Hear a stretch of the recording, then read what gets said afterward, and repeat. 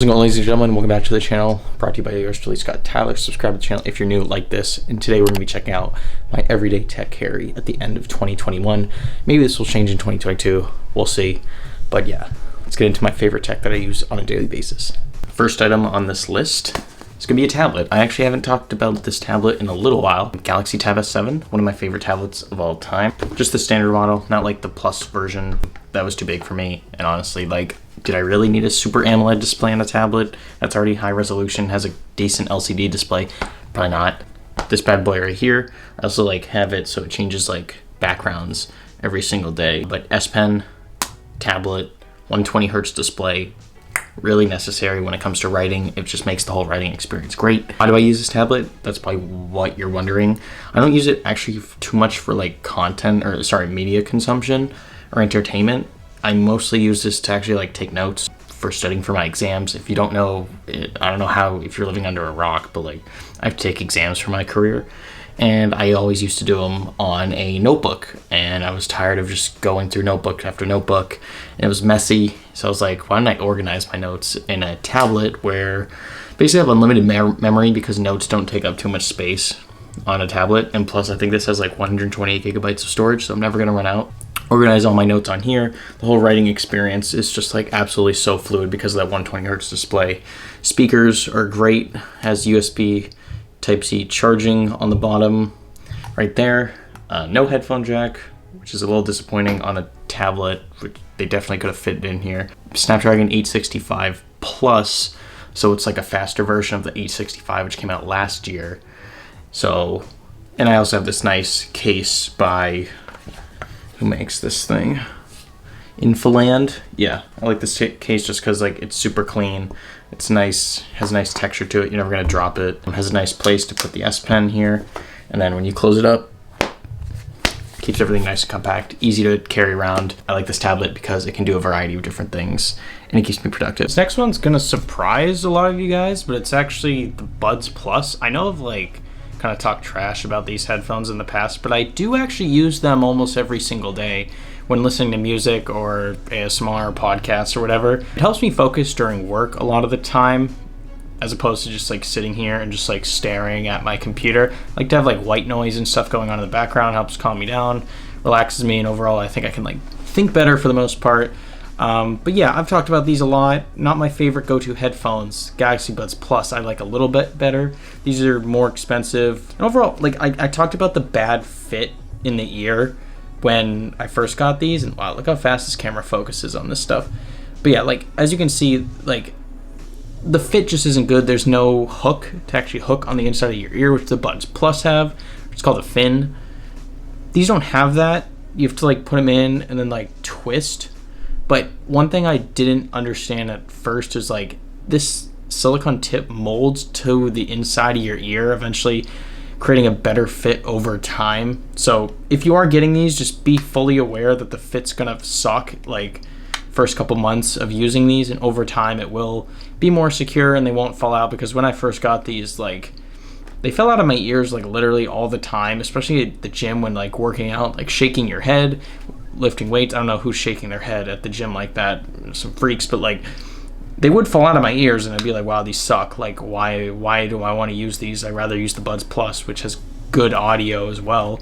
These are slightly above the Buds Plus in terms of audio quality, but the comfort at first is really bad. So just be patient if you're looking to get these. Case is nice, USB Type-C charging, wireless charging. I don't have to go over every single spec, but I do carry them and I do actually listen to them because the audio quality is pretty solid. Okay, number 2 on this list, ladies and gentlemen, is going to be a camera. Lumix G7. I've had this thing for probably around a year at this point, and I've loved it ever since, and I've been using it to record a ton of my videos, almost all my videos up until this point, up until I got the Sony ZV-1, which I'm using for more handheld shots and different angles and stuff, because obviously this is a DSLR. I have it on a tripod. It's a very stationary camera, which I use for my setup right here when I'm filming, and then I use also my actual high quality microphone when recording audio, as opposed to this camera, which I have a shotgun mic on. But yeah, that's more for talking head shots and more professional looking shots. But I use this camera all the time. almost every day when I'm filming videos and stuff like that, when I can actually like get around to it. I also have a light on here that I've been using recently, as you can see, just for better lighting overall, because my room can get sort of dark. But this camera does actually a really good job keeping my face nicely like bright and stuff like that, which I do like about the ZV-1. But yeah, this camera's got like tons of functionality, takes great photos for thumbnails, as well as like awesome videos, good contrasty colors. I'd say it's like on par with my Sony ZV-1, even though this is like a DSLR. It's like $500, and this Sony ZV-1 I think is like $750 full price. You can always get it on sale for like around $600. So check out this camera if you're looking to get into YouTube. Have I mentioned I have a Galaxy S21 on this channel? Because I literally use this thing every single day of my life, and I'm trying to use it less, which is, I know that's surprising for an everyday tech carry of trying to use your technology less, but I'm a firm believer that you shouldn't look at your phone as much. I get kind of like caught up, so I use this thing for like social media, very limited social media actually. The only social media app is TikTok and Snapchat. I deleted everything else because I couldn't stand it. Facebook's the worst one. But I use this for emails. I use this for managing my businesses, YouTube, podcast, at Unwrapping Success. If you haven't subscribed, go check it out. Linked below in the description. Season 4 coming soon. But yeah, I check my analytics on here. I have my like to-do list to stay productive. If you guys want more tips and tricks on how to stay productive using your Galaxy S21, leave a comment down below. I'd be happy to make another video on that. Amazon shopping. What else do I really use this thing for? It's very limited. Fantasy football, booking trips, I guess. And then I have one app right now for checking investments and my net worth and also my spending. Mint, great app. But like overall, like, I mean, like I want to use this thing less because it's not good to look at your smartphone that much. I removed a lot of financial apps on here because I was checking it too much. I was kind of like getting obsessed with it. And according to loss aversion, you're only supposed to check your portfolio like once a year because losses hurt twice as much as gains. So yeah, I've been uninstalling that sort of stuff because I don't want to look at it as much.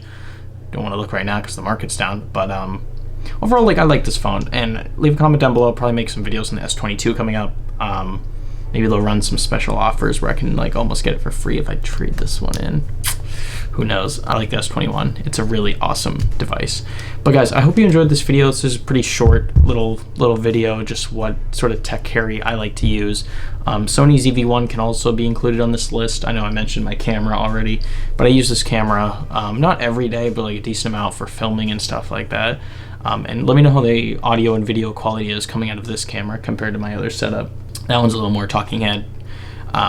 Better audio and slightly better video because it's a DSLR, but like I think this camera does a phenomenal job overall, and I like the portability of it. If you guys like this video, share it, subscribe, help me out.